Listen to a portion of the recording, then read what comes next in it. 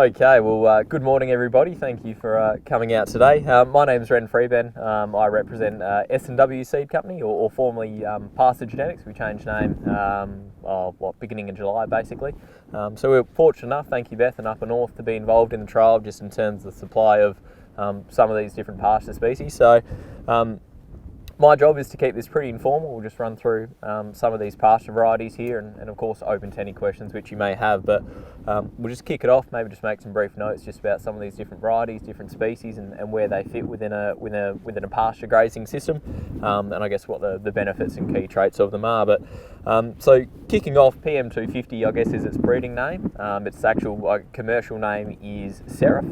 So that's a brand new medic variety out of the starting medic breeding program, which will be available for its commercial release will be 2021 next year. So this is like an angel type replacement style medic. So with SU tolerance, the strand medic quite well suited to those lighter textured sandy soils. And in a first for medics, it also demonstrates some powdery mildew resistance as well. So that's quite a key feature in more frost prone areas where powdery mildew affected medics does have an effect on ewe performance or fertility performance as well. So this is quite a new development, but brand new medic with those key traits, lighter textured sandier soils. Obviously no medics within this district, just in terms of their hard seeded regenerative base, is probably almost more so the cornerstone, I suppose, in terms of regenerative pastures from a legume perspective. Moving along into Scimitar, so this is a sister line to a variety called Cavalier, which some of you would be familiar with. So Cavalier, Scimitar are both those spineless burr medics. So in terms of wool producers, there aren't any burrs which will get them contaminated in the fleece, so obviously limits that vegetable matter. So I should also mention, that's another trait of the Seraph, of the strand medic, that it doesn't have any burrs which will contaminate the fleece. The spineless burr medics are very well suited to a range of soil types, from sort of that 4.5 pH up to sort of that 8.5. They're sort of slightly later maturity, obviously complements quite well in an early season, but in a later season. But as you can see, even in this, the conditions we're having this season, it is finishing and is flowering quite well. So again, as a versatile medic suited to lighter textured soils, to heavier textured soils, is really quite versatile, and Cavalier certainly is a very strong base for pastures in this area. Moving on to our next, Sardi Rose Clover was a novel pasture species. I believe that was developed mainly out of the Western Australian department, in which they are looking at aerial seeded pasture legumes that are really well adapted for pioneering different soils. So be it lower fertility, or mainly lower fertility, I should probably say, low fertility soils that maybe haven't had a lot of pastoral or cropping activity. And so Sardi Rose is really well adapted at low fertility soils. Dry finishes as well is quite a strong suit. As you can see, it's flowering really quite firmly. It is notoriously hard seeded, so within a pasture phase, it's a very, very persistent legume, and we see very, very consistent regeneration, especially in various trial sites and pastures, following the past few years which we've had. So used quite commonly, I guess, in mixes in conjunction with the medics in terms of being a hard-seeded regenerative legume to really build that legume base. Certainly not the prettiest thing to look at. It's a little bit hair in the leaf, and the flowers obviously a little bit funky, but it's a really persistent, actually quite surprisingly productive variety, which complements your more typical medics as well. This is a mix which Upper North have put together. So this is a combination of the Sardi Rose and Bartolo, which is a bladder clover. So bladder clover again was a novel pasture legume which was produced by the department in WA. So again, aerial seeded clover, sort of designed to be a more of a sort of sub clover type alternative. So well suited to quite acidic soils, tolerates up to reasonable alkalinity as well. Very, very, very hard seeded too, so very persistent. So for potentially those within cropping phases might sort of do it 2 or 3 out then 1 back in type thing. That's probably where these sort of legumes have got a bit of a fit, where you can maintain that seed bank.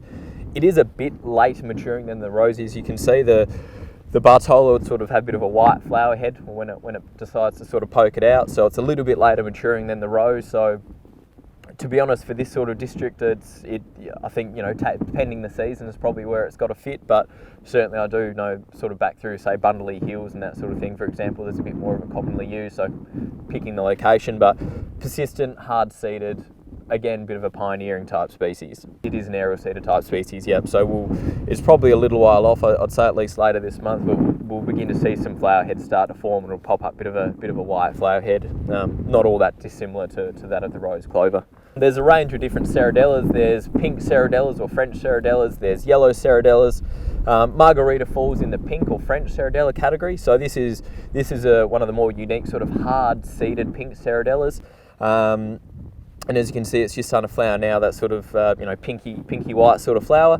They are really good in gutless sands. Basically, these are everywhere throughout parts of Western Australia, parts of sort of eastern New South Wales, that sort of thing. So really complementary, I suppose, to the Seraph or the PM250 Medic, which we looked at earlier. Unlike the Medic, they probably don't have quite as much early vigour. It's probably a bit more of a spring type performance. Used commonly in Western Australia, in which it's sown in I guess pod form, so seed and pod form, but the pod form obviously doesn't have the inoculations. That's a background challenge, but the benefit of that pod form is that it breaks down through the hotter summers and whatnot, so you get a progressive germination. But yeah, within this trial, I believe it was scarified, hence the quite thick establishment and density of this stand, but not as quick early as maybe some of the other pasture options, for example the vetch, which Stuart will talk about soon, but quite good spring performance. But its key traits are its acidity tolerance and its capacity to handle really light textured, almost gutless sands basically. Mawson subclover, it's not one of our varieties, but I'll do my best on it. So it is a Brachycilium subclover, so it's a black-seeded subclover. I believe it's about an early mid-maturing type. So it's well suited, with that large seed it's got really quite good early vigour. So Brachycilium being sort of like Antas, Clare 2, Mawson Mintero, that sort of group of subclovers which you might be familiar with. It's really good seedling vigour, hence the larger seed, and persists reasonably quite well. It is starting to flower up. You can see the little white flowers starting to form on it now. So being that subclover, it's obviously not an aerial seeder type. It'll form those burrs and dig them into the ground. As a subclover, Brachyciliums are a bit more unique in that they can handle into a little bit more of a range of alkaline type soils. But yeah, obviously subclovers really have a good tolerance for, again, acidic type soils. Looking at the soil test that was conducted here, I think we're on the slightly acidic side of things, about mid-6s or so thereabouts. So pretty much about perfect realistically for all the different pasture legumes which have been assessed here within this trial.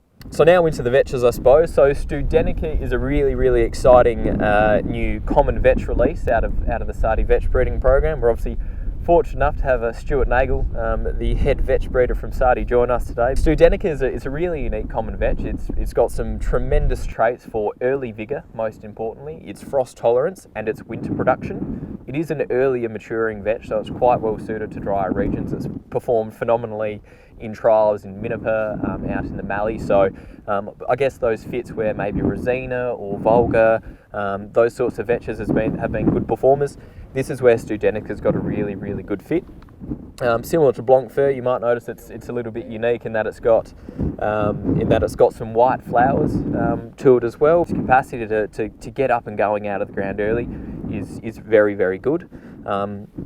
So it's not actually commercial yet though, so 2021 we'll see the commercialisation of Studenica, in which it is being bulked up basically as we speak. So we're fortunate enough to partner with Sardi on the release of Studenica, so we'll be marketing that through the likes of Elders and that sort of thing, but it's in good supply basically. We're coming through the pipeline, but yeah, effectively for guys that are looking for that next step up and that next alternative on sort of the Volgas and Resinas, which have been sort of cornerstone producing vetches, this is the next step. And I guess an additional comment is probably just its rust package as well. It does have a significantly improved rust package upon some of those early varieties too. So effectively for guys, on that sort of, I don't know, I'd say probably 250 realistically to probably 350 type rainfall environment, this is probably the vetch which should be growing sort of 2021 and beyond.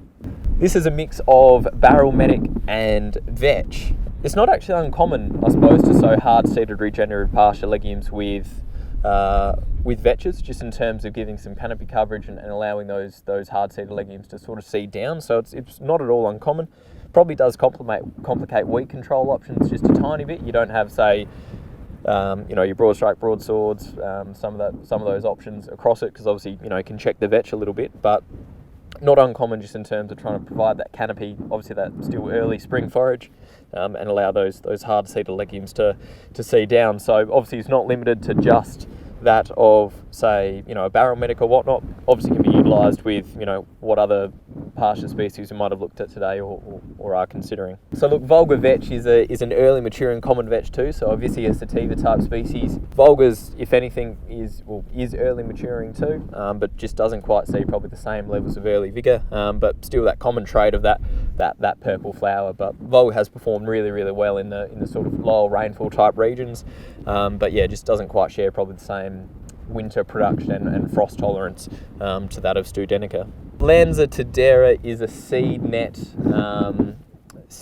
initiative. It is a novel forage shrub, so sort of similar to a lucerne, I suppose, suited to lower rainfall environments. I guess you're sort of talking, from what I understand, about 2 years until you're into production of it, but yeah, I understand it doesn't tolerate frost as well, especially in the establishing phases, but yeah, certainly as the trial results would suggest, it has a fit in probably less frost-prone regions once established in sort of lower rainfall environments. So moving on, I guess we're back into the medics. So Sultan SU is, I think, one of the first releases of SU-tolerant medics out of the Sardi medic breeding program. So again, those barrel-style medics really suits those sort of heavier red type soil textures. Again, sort of the cornerstone of most production. So yeah, Sultan has been a really, really good performer. Excitingly, Sardi, as they always are sort of chipping away and working. So within about 2 years, there's actually, I guess, a variety which will offer itself as a replacement. The unique trait about it, though, is that it's the first spineless barrel.